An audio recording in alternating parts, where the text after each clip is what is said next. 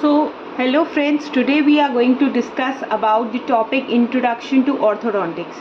First, let us know what does orthodontics means. So, according to the Greek word, orthos means to correct and odontos means teeth. Therefore, in orthodontics, we do the correction of teeth.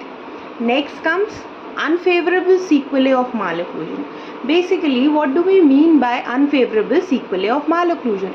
Unfavorable sequelae means when due to malocclusion some problems occur. They come under this heading.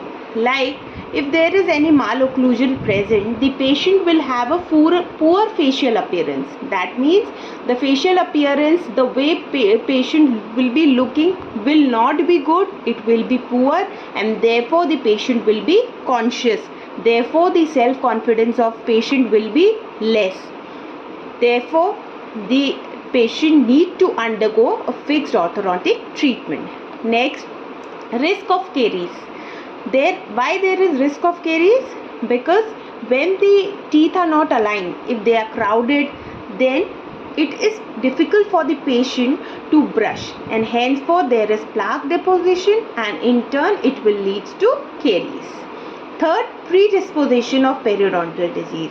When there is food accumulation, as I said, when the teeth are not aligned and there is accumulation of food going on constantly and patient is not able to brush properly, therefore there will be a plaque accumulation which will ultimately lead to gingivitis, and it might further lead into periodontitis as well. Next comes the psychological disturbance.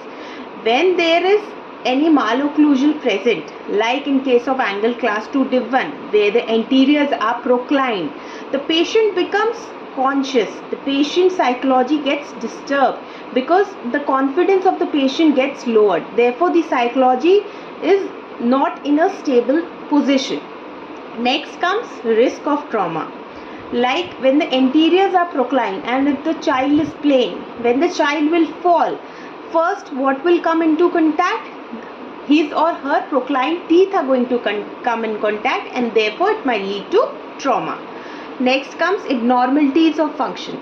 Like in case where there is anterior open bite, it becomes very difficult for the patient to bite, as the patient is unable to bite. The teeth are not in contact only.